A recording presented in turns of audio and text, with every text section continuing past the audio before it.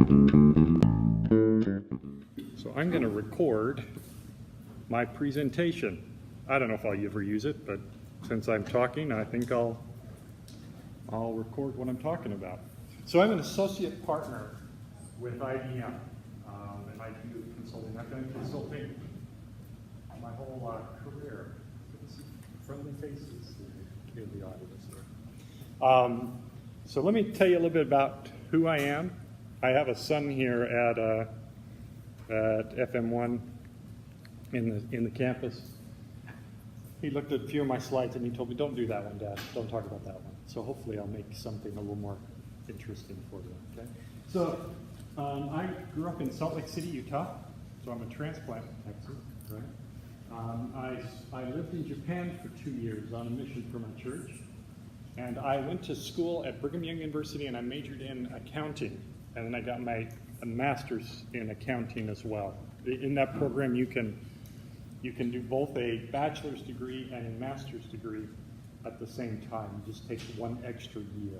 And so that's what I did. Now, when I graduated in 1989, consulting was just kind of a brand new career. There wasn't a lot of people that did consulting at the time, and it's something that just kind of sounded interesting to me. I didn't know why exactly that it sounded interesting, but because it was so new, and to get into consulting at the time, they didn't hire people straight out of college in consulting, because the idea was you had to be an expert in something, and if you're just graduated from college, you're not really an expert in anything. And so they didn't hire people straight into consulting. So the only job offer I got was in audit, doing as an accountant, an auditor. You probably heard the word auditor. What they do is they go in and they help make sure that people's financial records are right. So the accountants are the people that do the bookkeeping. They keep track of all the money, who spends the money, what it was spent for, where did the money come from, and that sort of thing. And then the auditors are the ones that go in and make sure that people aren't lying about where the money was spent and where it went and where it came from and what's going to happen. I don't know if you've ever thought about it, probably never thought about it. But since this is a math class, it's not so much geometry. This is the IBM annual report, okay? This is what runs Wall Street. You hear about the stock market? When IBM publishes this is when IBM's stock price either goes up or down, because either they made money or they didn't make money. And in here is a report, is a page that is signed by the auditors, and it says, yes, these numbers are right. We have tested them, and we believe them, and they are correct. So that one single page that says that, and it's not really that important, it could be any one of these pages I could show to you, and it won't make any difference to you. But that one single page is what an auditor does, and by having that page in the book, it says to people on Wall Street, hey, these numbers are basically right. Doesn't mean they're exactly right. It says they're close enough to, as close as we can tell with a reasonable cost that they're right. And can't find maybe it isn't in here. Maybe they didn't issue one this year. But anyway, so that's what an auditor does. Well, I wasn't a really very good auditor, to be honest with you. Auditing was, to be a good auditor, somebody that kind of is interested in going to law school, but is also interested in numbers. They're very good auditors, because auditors have to kind of pay attention to what's called accounting standards, how you're supposed to go account for things, which is a bunch of rules. And then you've got to go find the numbers and make sure that people follow those rules. I'm not really a lawyer. I'm not really interested in law. And so as I was doing auditing, I kind of didn't do it so well, to be honest with you. I was never all that interested in it. So after a couple years, I was talking to my boss, and I said, what do you think I should do? And he said, if you were really interested in this, you're smart enough you could do it, but you don't seem to really be interested in it. So why don't you find something you're interested in? That was kind of it wasn't wasn't really a good message. Have you ever had a failure experience in your life? Yeah, you walk away from that sort of discussion with your boss not feeling like you'd hit a home run, right? It's kind of like, oh, guess I not really set up to become king of the universe at this position, right? But it was kind of him to be honest with me. He was very kind to be honest with me and tell me what he saw. And so I transferred, at that point, now I have 2.5 years of experience behind me, and they're starting to hire more into consulting directly, and so I transferred into consulting. So now what ends up working is I end up working on the financial systems, the computer systems that help accountants keep track of the money. So instead of doing the legal aspect of did we do all the things right, it's about computer work with the systems, right? And I do that for about, well, I've done that ever since, actually. That was in July of 1992 was when I transferred into consulting. Now, I started with Price Waterhouse at the time. It's now called PricewaterhouseCoopers. It became PricewaterhouseCoopers in 1997, I think. Then a big business event, well before your time, but it was called Enron happened. It was when one of the largest firms that ever went bankrupt happened, and that happened in 2002. There were people inside of that company that were making up numbers about how much money they were making, and it wasn't real. And the auditors, at the time was called Arthur Andersen, who signed their financial reports, they didn't detect it. So they goofed up on the audit. And there was some concern that because the auditors worked for the same company that the consultants worked for, that the auditors had become dishonest because they wanted the consulting work, which was so profitable, that they weren't testing the company very seriously. So the US government got involved because it was a big financial disaster. The US government got involved and they made new laws, and they said, if you're an auditing firm, you cannot do consulting anymore. Well, I'm working for one of the large accounting firms in the consulting department, and all of a sudden, all of our customers stopped hiring us. The business was cratering. The year before, in 2001, Hewlett-Packard was considering buying our division, our consulting division from Pricewaterhouse for $19 billion. It was a big business globally. 1 year, a little over a year later, because after all of that crash happened and customers stopped hiring us and the business was going to the ground, IBM bought the consulting division for $4 billion. So it was, less than a quarter of the cost, almost a fifth of the cost, decline in 1 year. But that was, you want to talk about kind of a scary time in work when everything's falling apart and people are getting fired right and left and you no longer have customers, and that was kind of a harrowing sort of thing. But I survived it. I came into IBM. So actually my whole business was taken into IBM, so I didn't change my job or anything that I really did. I just started doing it for IBM, and I've done it for IBM since then. So in this day and age, if we went back 30, 40 years before my time, you would have found a lot of people that, not a lot, but there was a good number of people that started with the job out of college and had stayed with the company all the way for their entire career. Today, it's very rare. I've really never changed companies. I've kind of changed jobs a little bit from auditing to consulting, but that wasn't a big change. I've been in this kind of the same job that I took when I graduated from college. Okay? Okay. I want to make this interesting.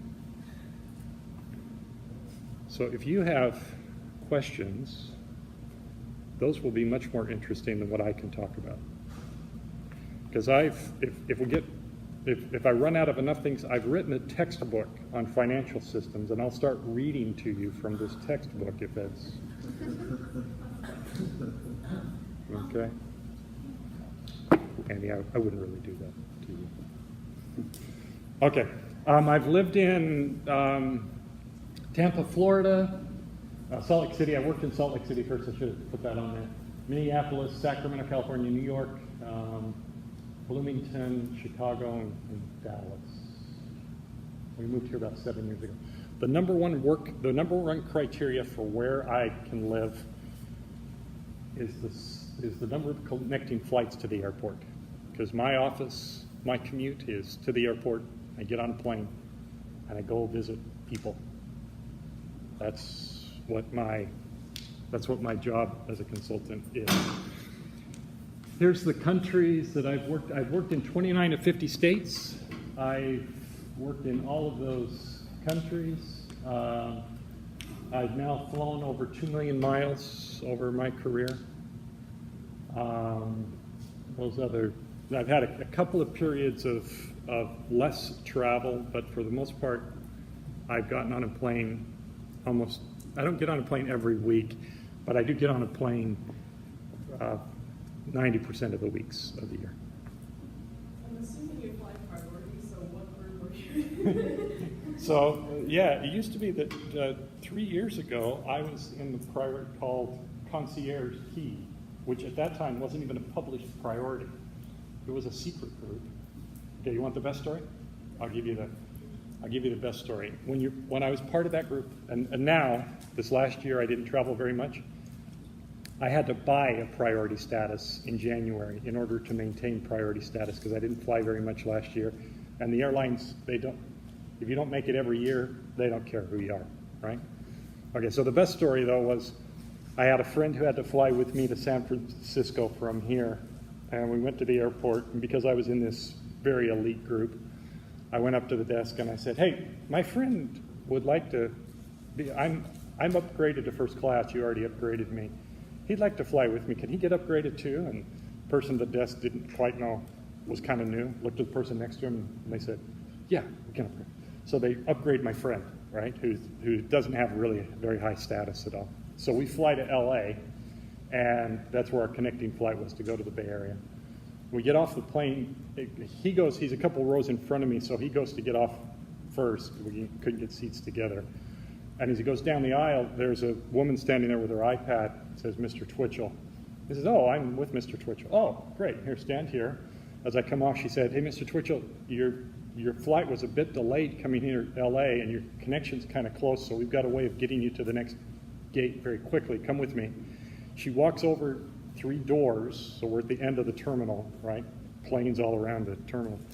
She walks to the door, she punches in the security key, opens the door, and we walk down steps onto the tarmac among all the planes and all the equipment, and a black SUV pulls up, and they open the door, and we get in the SUV, and they drive us on the runways over to the other gate.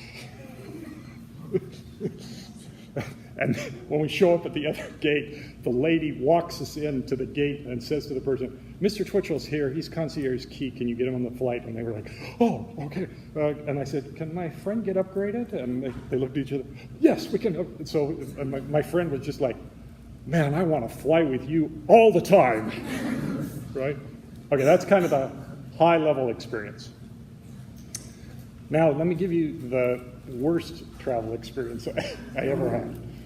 This was when I was living in Sacramento. I was flying to Chicago and working every week. And when you fly from California, you lose a lot of time coming to the Midwest, right? It really takes you half a day because it's a 4-hour flight, plus you lose 2 hours on the time zones. So 6 hours, that's basically a work day, right? So in order to try to make up the time to actually be working, I was flying red-eye flights. Like red-eye means you leave at night and you get there in the morning, right? Well, so I'm there in Chicago working for 1 week, and in 2 weeks I'm off on vacation, and the project's got a deadline, just like your project deadline's here, right? And I want to hit the deadline, so I'm working very hard this week. I'm getting up at like 5 a.m., and I'm working by 5:30 a.m., and I'm taking little breaks for lunch and dinner and such, but I'm not finishing some nights until 11 o'clock at night or even midnight at night.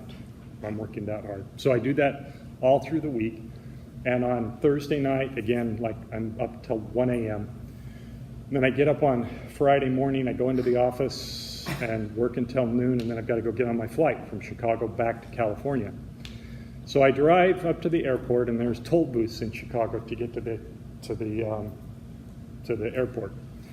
And I go through to go through the toll booth, I have to get out some money, I pull out my wallet, and I pay the toll booth. But I'm so tired that instead of doing what I always do, which is putting my wallet back in my pocket, because I'm sitting in the car, I just kind of drop it in my lap. And I go and check in my rental car. And the woman that went to check me in, she looked at me and she's outside the car, and I tell her the gas gauge and the mileage. And then I get out and she gets in the car, which they never do that, right? But it was kind of weird. And anyway, she said, "Oh, I can't print your receipt. You'll have to go into the office." Go into the office. They print me a receipt, and the lady says, "Well, Mr. Twitchell, you're on bus 19." Which was a really strange thing to say. And I step out the door, and there's this huge number 19 on the bus. Oh, I'm on bus 19. So I get on the bus. I go over to the airport. I go to check in, and at the time in airport security, you didn't have to unload your pockets. So I usually, and I never triggered the airport security thing, so I never unloaded my pockets because I made sure I only carry stuff that would let me get through the airport security without doing that. I go through security and I beep, which is unusual. So I step back out and I go to unload my pockets and I grab back here and, oh, my wallet's gone. Oh, my wallet's gone. Okay, through security, grab the pay phone, because it was before cell phones, call the rental car company. I just checked in a car. I left my wallet in the car. Can you go check it? Lady says, "Yep, I'll go run." She ran out. "Nope, it's not in the car." I said, "I was on bus 19. Can you check bus 19? "Yeah." So she radios bus 19. "No, it's not in the bus." Okay, my wallet's gone. Right then I hear, well, I guess I then hung up the phone. I called my wife and I said, "Just lost my wallet. Cancel all the credit cards." And right then I hear, "Flight is leaving from gate the other end of the airport. Last call." I got to go get on the plane. "How are you going to get on the plane?" "I don't know." Hang up. I run to the plane. The door's closed. I jump up to the counter. I said, "Here's my ticket. I just lost my wallet. I really want to get on this plane." One of the ladies stands up and opens the door and says, "Here, go find a seat." But as I'm going down the jetway, she calls down and she says, "If they pulled the jetway back, don't run off the end." Okay? So then I go into the plane. I just find a middle seat. I sit in a middle seat, sweating profusely. I get home to Sacramento, no wallet, and I don't have any way to pay for a taxi. My car was in the shop, so I was supposed to take a taxi to get home, but I can't do that. I have to call a friend, and my wife can't come pick me up. Anyway, I get home. That was Friday night. Saturday morning, it's my wife's birthday, and my birthday is 2 days later. So we open gifts on Saturday morning for our birthdays. And one of the dumb things I'd asked for as a gift, well, I wanted some earplugs because I was taking these red-eye flights. So she gives me earplugs. So on Sunday night, I have to take a van back to the airport because the car's still, I was able to get a credit card and some cash and stuff. And so I take a van, but they take you to the airport 2 hours early. Because when I go, I like to show up. If I have to stop at the gate and sit down, I got too early to the plane. I like to just show up at the gate and walk right on the plane. That means I timed it just perfect, right? So I'm there 2 hours early. The flight's at 11 o'clock. I'm really tired still from the prior week. I decide to test out my earplugs. I put in my earplugs and I fall soundly asleep at the gate. And I wake up and I can barely stand up. And I can open my eyes. And the woman behind the counter says, "You look familiar. I think you're supposed to be on this flight." She opens the door, says, "Go find your seat." And as I'm walking down to the plane, she says, "If they pulled the jetway back, don't run off the end." That was a terrible, had this happen, the same experience, 2 different flights. I land in Chicago at 5 a.m. My friend calls me at 7 a.m. and says, "Happy birthday, Kip. How's your birthday going?" That was a terrible travel experience. Okay, that was a long time. That was a long story. But it's a good question. Okay. I do a, 2 years ago, I started recording a vlog. My boss suggested it one day in a meeting. And he says, you know, it'd be good if somebody like recorded videos about what we know to get our names out there. And so I started recording a video. This is in Chicago O'Hare. I record on my iPad. I record wherever I happen to be when I have an idea. I like to try to find a nice place. I record in a lot of airports. So you see the trash can on the far side there? I've taken my roller bag and I've set it on a trash can next to a pillar like that, and I put the iPad on top of it. That's the total sum of my recording equipment. I have a microphone and I have an iPad. And that's all that I can afford to carry because I travel. I don't want to carry a lot of equipment. So this is in a hotel room in Hong Kong. So when I find a nice venue, I set up and then I decide what I'm going to record about. And this is in London. I'm in the lounge at the airport, at the hotel, the Marriott. I had a hotel room that actually looked over the Rogers Stadium in Toronto. So I stacked up all the furniture in the hotel room and put my iPad on top of the furniture to record. And in all of these, I'm talking about financial systems, which are the most boring topic you could ever talk about in the world. I mean, it just is incredibly boring to talk about accounting systems. But I do it. I've now been doing it for 2 years, so I have 117 episodes of it recorded. And it's been interesting. I mean, I get good feedback. I have about 6,000 views from 30 different countries, 15,000 minutes of watch time of my videos. None of them are ever going to go viral because they're really boring. I also try to do things when I'm traveling or on modes of transportation. So I kind of do airports and pretty shots. There's a person sitting next to me in the bus seat in front of me, and I'm holding my iPad and talking into my iPad while this person's listening to me. This was a taxi driver. I had a conversation with a taxi driver about his financial systems after I finished that. This was at my son's scout camp. I'm holding my iPad while I'm driving on the bike, and this was in Times Square in New York. I got up at 5 a.m. to go and have a quiet space in order to record. But then afterwards, I started noticing, after I was recorded and released it, people said, you know, it's hard to pay attention to you, Kip, when this dance routine starts happening in the background over your shoulder. So that's, and if you think travel is really, you know, quite nice, this is here I am sitting in my seat. I have a pretty good job, so why do I sleep here so often? Flying to Brazil in 1 year, I flew enough times to Brazil, and it's a 10-hour flight, that if I'd gotten on a plane, I could have flown for 250 hours straight. And all of that was at night. All of those were red-eye flights to or from Brazil. So you can sleep in a seat like that a lot if you want to do international travel. You know, I was in Brazil for the World Cup and London for Tour de France, and I didn't get to see any of them.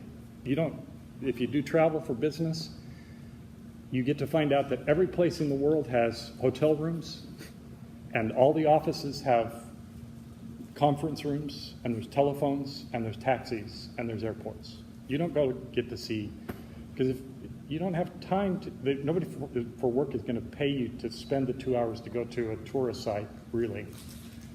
And you don't stay on the weekends if you have a family, because your family expects to see your face.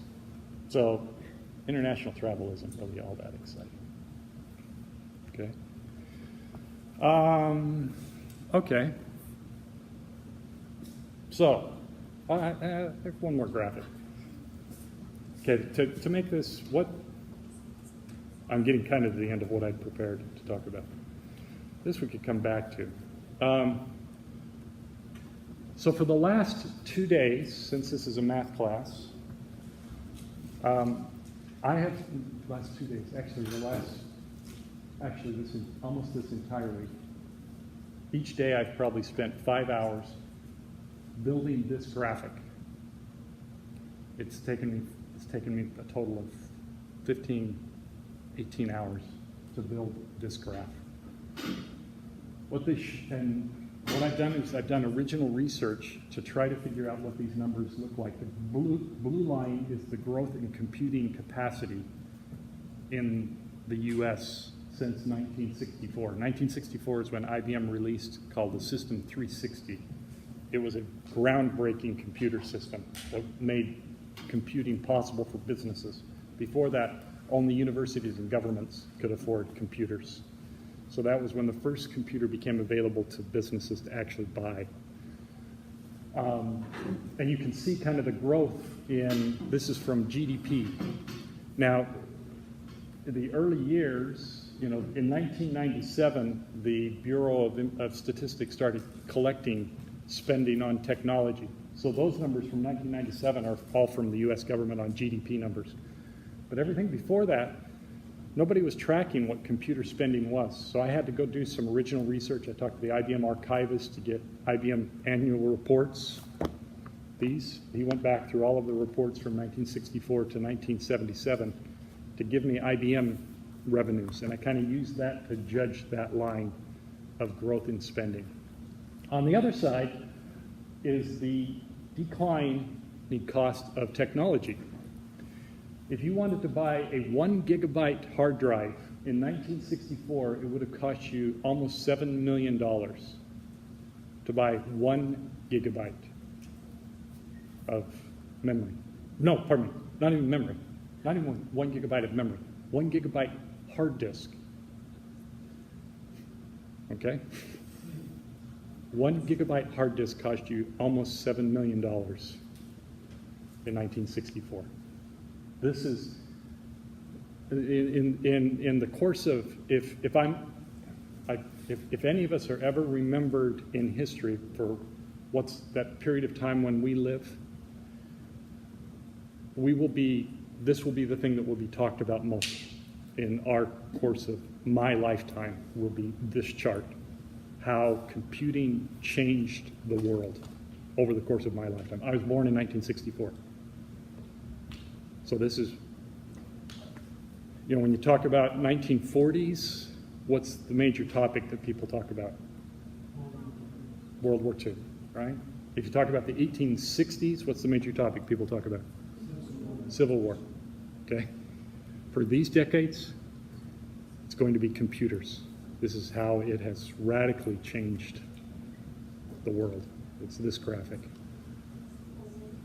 Okay. So that's all I have to say. Should I start reading to you now?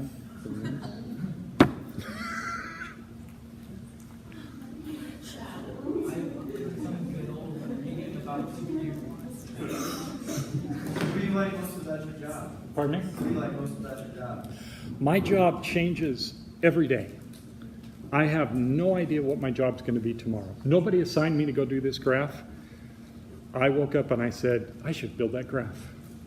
And now I constantly get to explore new ideas and new things, but sometimes it's really hard because you never have any structure. Every day you're making it up. It's kind of like, it's almost like, when you start a project at school, how hard the first little bit of that project is because you have no idea what it looks like. I face that all the time. Almost all the time, and it's hard to always overcome that because there's no one telling you what to do, no one directing you, no structure. You have to build it all yourself. So that's the harder part. But the great part is I never get bored. If I get bored, it's my own fault. Since you travel so much, do you speak multiple languages? So I speak Japanese because I lived there for a couple of years, but I've tried. So I haven't made a lot of progress, but I found that the best people to teach you a language if you're traveling to that country is taxi drivers. They're almost always quite friendly people. They always speak a little bit of the language you have to speak because they have to get you around. And if you'll engage them, they love to try to teach you languages. So I actually built a very good friend. Since I was traveling to Mexico City for 2 years, I got attached to a taxi driver at the hotel. I always asked for him to drive me. And one day I ended up there on a holiday in Mexico because it was the middle of the week. I called my taxi driver and said, "Can you show me something around the city?" He said, "Yeah, I'd love to." So I had to pay him for his time, but he would teach me what he could of his language. Now, there's an app called Duolingo. Have any of you heard of Duolingo? I have a 260-day streak consecutive streak going on Duolingo. Because now that's available to me. This hasn't been available, 5 years ago. So I now try to do language study every day. My goal, if you want a goal, it's an outlandish goal. It's really stupid. I'll never be able to do it because I'm too old starting. If you learn 9 languages, you could speak to half the people in the world. It's from Wikipedia, if you looked it up.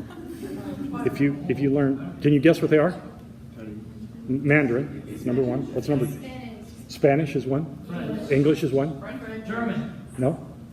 Portuguese. Portuguese is 1. Tamil, so Hindi. Hindi is 1. Arabic. Somebody else say Russian is 1. No. Japanese. Bengali. If you learn those 9 languages, you can speak to half the people in the world. And if you let me tell you, if you start down that route of learning multiple languages, I just learned a month ago, that the people that really use Duolingo very effectively, they learn one language and then they turn the Duolingo app into being that language.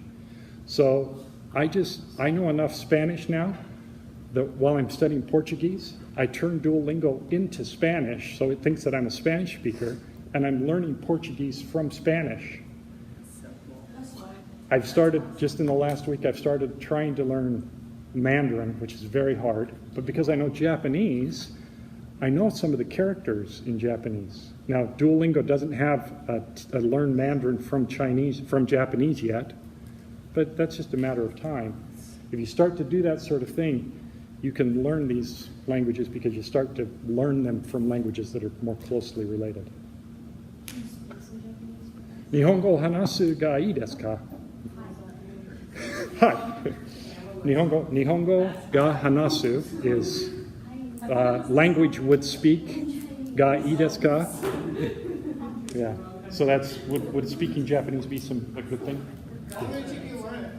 So for my mission for our church, when you do a mission in our church, they give you about a 2-month training period in a school, and on the day 3 there, you're supposed to speak your language all the time. Well, you can't speak the language all the time, but what they want you to do is they want you to start using the language grammar structure.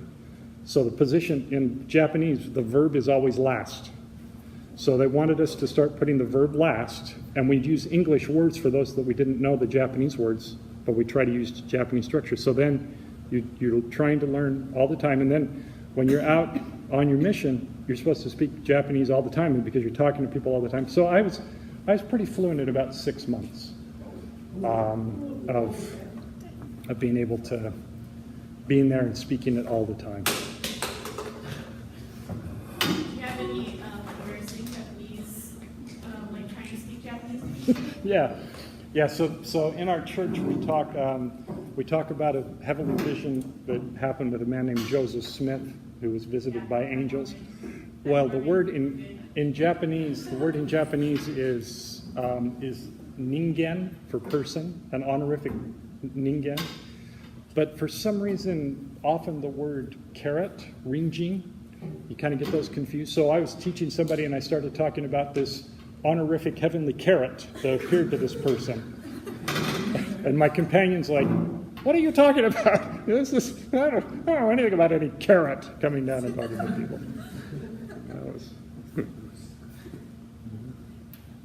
Yeah. What's the nicest hotel that you've stayed in? Where? Oh, the nicest hotel. Well, when you travel a lot, you do accumulate points. Unfortunately, I get to keep my points.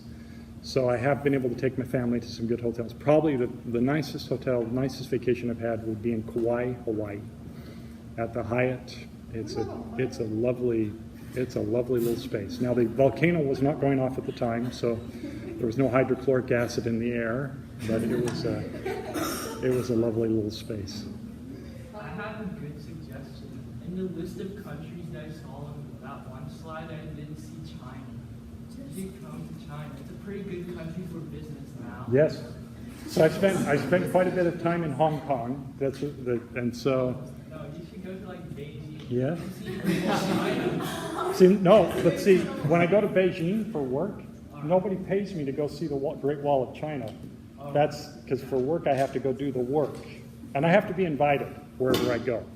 And in a certain sense, you ask kind of like the nicest hotels. I've also stayed at some pretty crummy hotels because when you're traveling to developing countries, it's like you're living in a developing country. So you spend a good deal of your time as if you lived in those kinds of countries. One hotel, I don't know how it got on the approval. Fortunately, IBM maintains a list of suggested hotels. They kind of vet places that should be acceptable for you to stay. Somehow this hotel got on the spot.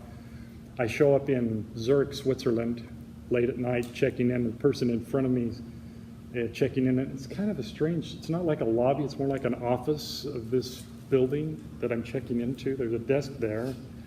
And the person in front of me gets almost done, and the clerk says, okay, so you're on floor 5 in room number 3, and you're in bed number 2, and this is your locker for your stuff in that room. And I'm going, wait a minute, am I in a shared hotel room here tonight? Now, fortunately, my room ended up being a single room for me, but I had a shared bathroom, and it was a little bit of this is not your typical travel experience. I would have picked myself. You said you could go to New York and Chicago.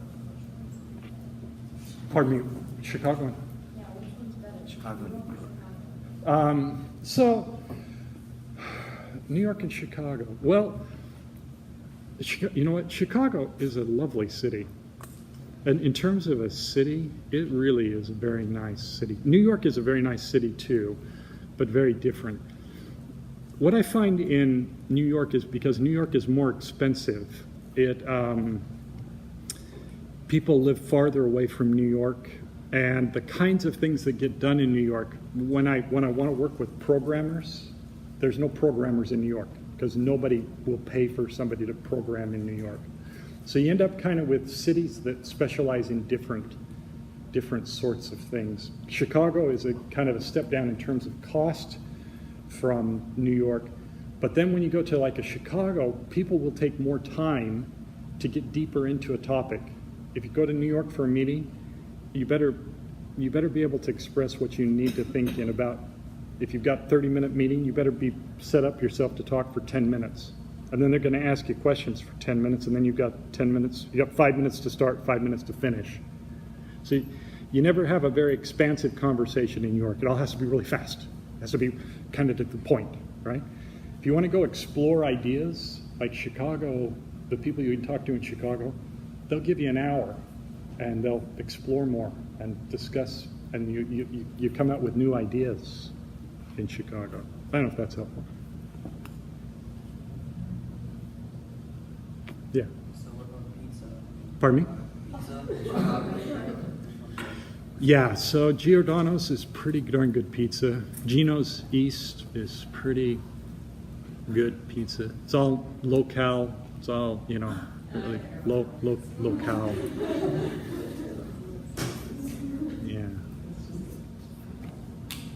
Oh, I know that IBM has a rival, and its name is Microsoft. Do you ever have to go against them or anything anyway? Well, so that's an interesting question. See, as a consultant, I work for IBM, but I know, to be honest with you, as a consultant, I can talk to anybody I want to talk to, and I can work on any problem. Because if a customer hires me to consult with them to help them build a financial system, and their problem is something that IBM doesn't really solve, then I have to find somebody that solves that problem.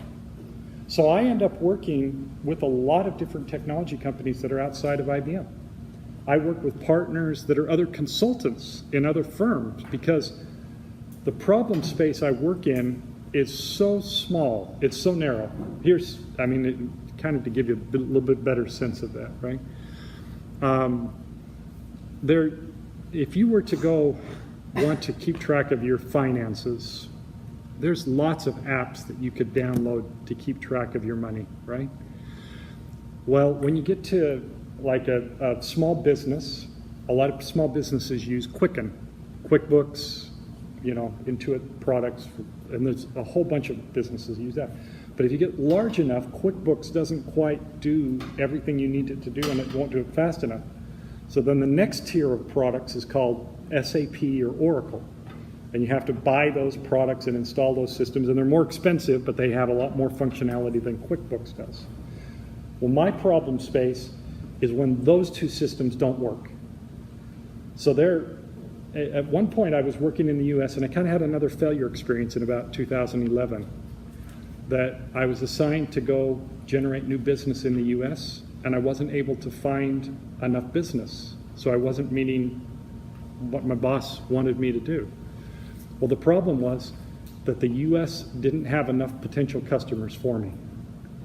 That's why I had to start doing so much more global travel, because the number of people that had the problem that I can solve isn't in the US. There aren't enough of them to support me all the time. So my problem space is very, very small. There'll probably only be 100 to 200 companies in the world, maybe not even that, it could be less than that could even use my skills, to be honest with you. That's specialization. Adam Smith talked about that in economics, how specialization creates economic prosperity for people. I'm very specialized. You ever wish you could do something else? So when you do travel for work and you work really hard, you should probably consider about every 9 months, this is really stupid, what am I doing here? Right? And so, yeah. And in fact, a year and a half ago, I got so frustrated with what was going on, I couldn't, I found that really tiny problem, that there's nobody really working on building new software to solve that problem, and I couldn't get anyone to go actually build software. All I was doing was making PowerPoints all the time, and it was so frustrating to me because I talked to these customers and they were all like, yeah, that's exactly what we want. Where do we buy that? Well, you can't buy that. Nobody's made it, right? And it got so frustrating to me that a year and a half ago, I kind of emotionally quit and said, I'm going to be out of a job if I keep doing this, because customers just get dissatisfied when I talk to them and I can't help them solve the problem. So I went back to programming. A year and a half ago, I retrained myself. I hadn't done programming in 20 years. And I sat in my home last year and I learned Scala, which is a new programming language. I did a survey of languages. Java's good. Scala is even better than, it's kind of like Java, but it's more advanced. And I built my own prototype system that I could show you that is how the system would work. Now it's not something I could sell because it requires better programming than I can do, but I started showing it to customers about 6 months ago, and I've got a bunch of people that are like, yeah, okay, can we? So now when I finish with a PowerPoint, I say, now nobody does this, but let me show you what it would look like if it did, and I get done and the customer says, great, how do we take and advance that? How do we take that further? So I'm almost always out of a job because I get, even though I've done the same job for 30 years in consulting. Every time you start a new project, it's like you're starting a new job, because I show my resume 4 times a year and I interview for consulting assignments. It's like getting hired for a new job. It's a good question. And you're going to have more, in your careers, you will all have more of that than I have. It will become less stable. You'll have to move faster. And you have to constantly reinvent yourself. Show us your program. Pardon me? Yeah. Wow, there's a man I like who wants to see a program. So I do. I ended up using a tool called IntelliJ for the development system, and so while that's coming up, I could show you. I'll just show you a quick video of what the system looks like instead of. These are my. These are all my videos that I've done over the. I have 2 years worth of videos recorded that I haven't yet released. I'm doing a set of videos on historical accounting that is just fascinating. Pardon me? Conversations with Kip. Oh, I think that's pretty cool. Oh, it's great. Yeah, my mom would like that. Yeah, if you do a search right there, Conversations with Kip. No, hey, go subscribe. I've got 78 subscribers. If I can get to 100 subscribers, I get my own URL. You could put me over the top that I get my own URL right here today. Okay? Have your brothers and sisters subscribe. You don't have to watch any of the videos. I don't care if you ever watch the videos. I just want you to subscribe. So this is the program. Here's the code. We're going to look at this little program here called instrument posting. So this is Scala. This is what Scala looks like, and then this is. It's not really a visual thing because right now it's running. So I'm running a script and it's reading a whole bunch of transaction data. I found that the state of Virginia, trying to find publicly available financial data is very hard. It took me 4 months to find publicly available financial data to build a demo because nobody releases financial data. Well, the state of Virginia is amazing. They want transparency. So the government has released 13 years of payment transactions, 80 million transactions where they paid vendors. And it says what the vendor is and how much they paid. So I take, and in my program, I'm reading 13 years worth of data, and I'm going through processes here that I'm describing. So all of this is showing you just what that data, it gets read and how it gets transformed into other stuff. Yes? So you typed all of that? So this is a script. This is called a bash script that runs the program. So I had to program the bash script. And so this is the actual program, and then the bash script is the thing that goes around it, and the bash script kind of connects it to the files and executes programs in order. So I had to program the bash script. So when it runs, I have a whole bunch of display statements, say statements in there that write out. So you're seeing things that are like the results of the say statement to give me a sense of what's going on inside the program. Because it's not an online program where you're like on a web browser doing something. This is something that runs every day that goes and analyzes what all the activity happened through the day and what does that mean? Where does that need to be put in terms of how it works? So this is showing you how my computer processes are running, what the machine utilization at first. You remember how I couldn't save the presentation that kept clocking?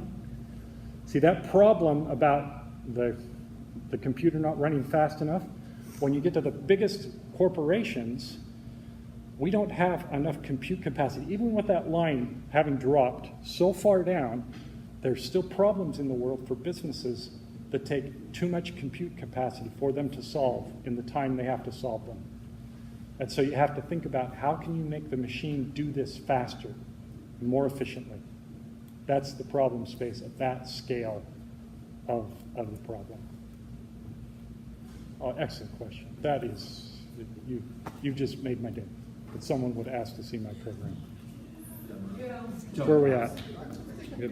We're almost done.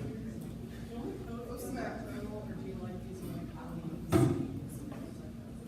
One more time. Do you like code in like a maximum terminal, or do you like So my experience base comes from mainframe programming. And when you do mainframe programming, you use an emulator to go talk to the mainframe and do the development on the mainframe. It's like working on a server, right? For my prototype, I just did it on my laptop because I wanted to make it very simple. So, both of those concepts I've used both of those concepts, and you could take my code and go run it on Google Cloud, so it can run on a server, but my development is typically done for my prototype because I wanted to make it simple. I wanted to make it on my laptop, but I designed it with the idea of how it could run in the cloud. There's two concepts. How many languages of code do you know? I don't, I'm not, see, because I ended up being a consultant and not programming, so I know how to, I'm very good on old mainframe development systems. I can do COBOL, I can do assembler, I had a few years there in the middle where I tried to keep up and I learned Visual Basic, I learned C++, and then most recently I've learned Scala. So I really only know about 5 languages. I guess I did some scripting languages. I know JCL, I know Rex as a scripting language as well. I now can say I know Bash as a scripting language as well. That aren't really, but one that I don't know that you'll notice there, I never said Java. I never learned Java. Scala is an excellent language. It compiles to Java bytecode, but it's for functional programming. It's much more compact than Java. If you wanted to learn a new language, you might think about Scala. If you want to learn about something that could change your world, the computing, the internet, how it's changed my world. Something that's got a lot of hype about it right now that is a bunch of hype that's not real, but the concepts behind it, if it ever gets real, could be far-reaching. It's called blockchain. Blockchain as a technology is called a distributed ledger. And to be honest with you, I'm kind of an expert in this. What we have for blockchain today is a joke because it came out of the Bitcoin world. You know Bitcoin, right? Well, Bitcoin was designed with this idea of trustless society, that I should be able to pull out of my wallet and hand you $20 and automatically that transfers value to you, right? But when you use a credit card, we have to know who each other is. Well, they said, the people that invented Bitcoin said, this is trustless. I don't have to trust the person because when they give me cash. That's wrong. They were mistaken. Even though I don't know you and you don't know me, when I hand you cash, we share something in common. The thing we share in common is we have confidence in the issuer of the currency. We share confidence in the US government that what they printed will still be valid currency tomorrow, that the US government won't go print so much of it that it becomes worthless. It's a trusted society. So when they made blockchain, because they defined it as trustless, they made the security model so expensive that it's designed for doing transactions with criminals, which is what it's ended up being used for. Well, doing transactions with criminals is incredibly expensive. So blockchain today as a system will never scale because it's built on trustless environment. And that, our world is built upon trust. The whole financial world is built upon trust. People trust their banks, banks trust other banks, and that allows them to do things that they could never do if they didn't trust each other. So even though blockchain promise about how it could transform the world is right, the underlying security model is wrong. And until that changes, it will never become anything substantial. Now, if you want to, I have videos on this. Some conversations with Kip, search blockchain. And I think if people will listen to my ideas, blockchain could become maybe what it's supposed to be and could transform our society dramatically. Because basically you would put on the internet, now instead of just the internet being for communication, it would become a platform for commerce. The whole financial systems would be basically embedded in the internet. That was an excellent question, which wasn't about blockchain, but I took it there. So, how long do we have? 8 minutes. Okay. So, let's see. You've asked some excellent questions here today. You are part of you have no idea You have no idea how fortunate in the world you are. You have no idea. You have no concept. There's no reason you should. You could. There's no reason you could have enough experience to know what a fortunate place in the world you live in. To have this teacher who shows up every day. Listen, and I don't know your teacher, but I know where he works, and I know the society he's working in, and I know he got a job here, and he has credentials that there are students a lot of places in the world that would love to spend an hour a day with him. And that's true for every one of you teachers. There are kids out there that are aiming to want to be like you, and they are working hard. You work hard. But don't think that you are so much different than them. They work very hard. And that's going to be true in the future. Now, Stephen Covey talks a lot about scarcity mentalities.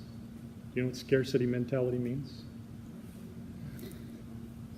So a few years ago in my business, somebody decided that we could only give so many 1 ratings to people. 1 is the best rating. Oh, we can only give, 5% 1 ratings, and then so many percentage 2s and so many 3s.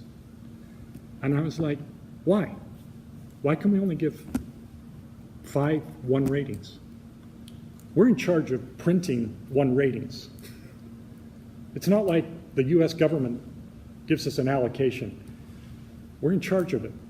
That idea of only being able to give 5 compliments in a day. If I can only give 5 compliments because I want them to be valuable to people, that's stupid. That's a scarcity mentality. There's not enough money in the world. There's not enough cars in the world. There's not enough time in my life to do what I want to do. That's a scarcity mentality.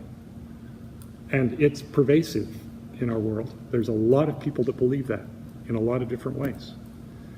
And if you believe that, then you're fighting against everybody else in the world because there's not enough. But there's no evidence, there's no scientific proof that that's true. You could never prove that. It's an idea that people choose to believe. You could choose to believe as easily in an abundance mentality. That there's a huge number of problems to be solved in the world, and everybody working hard towards solving those problems will mean we have a better chance of solving them. That there's always enough money to do what has to be done. Maybe it doesn't provide me the most expensive car or house, and I don't need 3,000 feet for me alone when somebody adequately can live in 200 square feet of a house. Why do you have to have, that sort of scarcity mentality makes people do those kinds of things. But an abundance mentality will change the way you live. So if I were to encourage you as you go forward, given where you're living, given the challenges you face, think about what you believe, and when you start to believe there's scarcity, and challenge yourself on that. Challenge yourself that maybe there's abundance. Maybe there's enough of that. If it's used adequately and people don't hoard it, maybe there's enough. Maybe we could create more. Work is a great thing. But I told somebody yesterday that if you think when you finish work you are going to be remembered, I would encourage you to change that thought. If you ever think you're going to be missed when you retire from work or you quit a job, take a bucket of water, stick your arm in it, pull your arm out as fast as you can, and the hole you leave will be how much you will be missed at work. Okay? That's how much you're going to be missed at work. So where are you going to be missed? Where's your greatest impact going to be? It's going to be in the relationships. It's going to be the relationships you build. And those relationships, if you build relationships over 20 and 40 years, those things are going to last much longer than anything goes on in work. Work's great. It's interesting. It's important. It's great to be challenged. It will help you become who you want to be. but keep it in perspective. Let's give Mr. Twishwell a big hand. Thank you so